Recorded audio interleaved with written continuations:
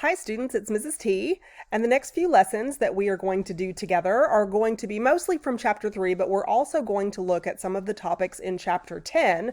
Yes, that's a big jump, but it seems like we need to incorporate understanding of both of those two chapter contents. Migration is Chapter 3, and in the 12th edition of our textbook, development is Chapter 10. If you have a previous edition, it might be a different chapter. It might be like Chapter 11 or something, but it's the chapter on development that we're going to include with our discussion this week on migration. So I have behind me our week 5 folder open so that I can show you some of the vocab that I've got listed in the folder for you already. You can copy and paste this, and use it in your notes to take more detailed notes about these things, because the information that I have is not necessarily a full definition. It's a prompt really to get, not number one, me to tell you more about it, and for you to make sure that you get some key points in your notes, but you need more than just that. Also, the points that we begin to learn, the topics that we begin to learn about in this week, and some actually from last week when we first talked about demographic transition and what, demographic changes over time in a nation, and that kind of aspect of population, of course, is affected by migration. And that's why we are going in order from, looking at the indigenous or native populations of a place. Please notice my air quotes when I say those two words. And of course, the death rates and the reproduction rates affect population totals overall. And those population pyramids we learned about, those look at birth and death rates over time in those 5-year segments, right? So those don't take into consideration migration to and from a place. And that's what we are going to focus on in these lectures. Most of these lessons, I think most of these lessons are going to be with you and me doing the lessons. Some of the video lessons this week are going to be curated, so it'll be clear if I'm not the narrator in one of them, but they're all still required and will be covered on your quiz this week. Okay, so let's get to it. So migration, right here, this word, is the topic of Chapter 3. And this includes human movement from one place to the next, whether it's a city, a town, a city, within a state, within a nation, or in between nations on the earth. It can be movement within a country or from one country to the next. There's two different types of migration patterns. Number one, if you're moving within a country by itself, you are simply a migrant with no E or I inside, in front of it, that is. You can maybe be part of a cyclical movement kind of habit that happens for some kind of reason. Your book begins with a topic of snowbirds, which is a vocabulary word from Chapter 3. Snowbirds is a distinction that some middle class and upper middle class elderly folks have if they live in the northern part of the United States during the summer, because the summers are beautiful and pretty. There's an environmental reason. But then in the wintertime, they have a place to go to in the southern part of the United States someplace, because the winters are not as drastic and severe. And so that is a cyclical movement that happens from one place to the next for the physical features of a place and the human features of the human characteristics of the cultural landscape that attracted those people from one place to the next. But that is not with the intention to move permanently. Permanent moves from one place to the next are not simply a cyclical kind of process. Rather, they are permanent. You go in either steps. Step migration is a particular type of migration that is highlighted in a lot of literature. not only academic literature, but nonfiction and fiction of the 1920s and the Dust Bowl era. If you think about the novel The Grapes of Wrath and how the family moved from one place to the next and had to stop for a little while. On the way, there was a step. One of my favorite novels by Richard Wright is called American Boy, Black Boy, I believe is the name of it. A story of an American kid, something like that. Richard Wright wrote this book, and he talks about growing up in a little town in Mississippi and dealing with the social conditions and the economic conditions that he was forced to live with because of the social structure there, and how he documents. It's an autobiographical novel that, if you haven't read it, it's wonderful. I recommend it. Highly recommend it. And it's a really good example of step migration, because he got out of where he was in Mississippi to the larger town Jackson. And then Jackson didn't cut it after a while, but it served its purpose. And so then he went to Memphis, and Memphis was good for a while. But then there were goals to move to Chicago, etc., Detroit.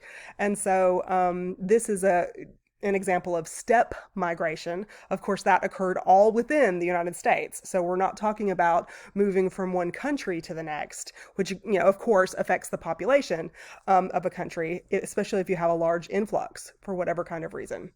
But step migration is a different type of migration. You'll read about it more in the textbook. It can be also a type of refugee status, where a refugee is a person who is forced to move from one place to the next.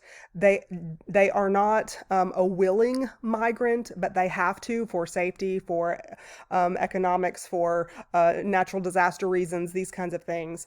Sometimes refugees are a part of a step migration process, because usually it's an emergency situation to get somebody out, or a group of people out of the strife that they are experiencing. And sometimes they go to a holding place and then to another holding place, usually based on the proximity to their original location. But sometimes it's you get out of Afghanistan, you go to Germany, you're waiting in Germany to try to get your green card to the United States. And so that would be an example of an example that's happening in real time. Lots of examples. Some of you might have some examples of people who my husband was a contractor in Afghanistan, and so his interpreter right now is in Germany trying to wait to get to the United States, if that's going to be possible. So that would be an example of step migration also. Other basic words that go along with migration, this concept, chain migration. When I was trying to get some curated videos to go along with the lessons that we're going to have together this week, I did just a quick Google search. I usually do a quick Google search or a search on YouTube to see what content is out there. But wow, when you put the word chain migration into a Google search, you get all kinds of responses of a political nature, because this is a word, it's a geography word, chain migration, that has been appropriated or used. It has taken on a political meaning, and there's a lot of debate. It tends to be, number one, most of the returns that I got on Google from my search were like really negative about chain migration, because it's the idea that a person is able to move from a place. They choose to exit their original home place, so they choose to be immigrants with an E. They exit their original home place. Well, maybe there's a large family unit, a large social unit in the original home place, but one or two people from that unit have to take the first step. They have to go explore, so to speak, this new place, which has some sort of attraction to that individual for whatever reason. Maybe their original home place had some push factors, which included economic strife. Maybe there wasn't educational opportunity. Maybe there weren't any jobs. There wasn't a future for your children, some kind of reason like that. Or, political strife, oppression, these kinds of things could be push factors for why you would choose to leave your place of origin.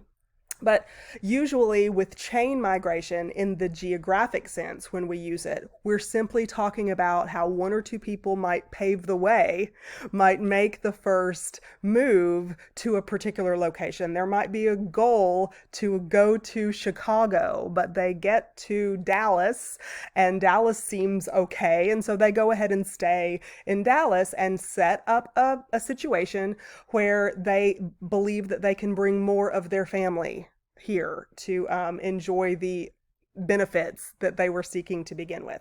And so chain migration is bringing people from your original location to join you in your new location. And that is the basic geographic definition of it.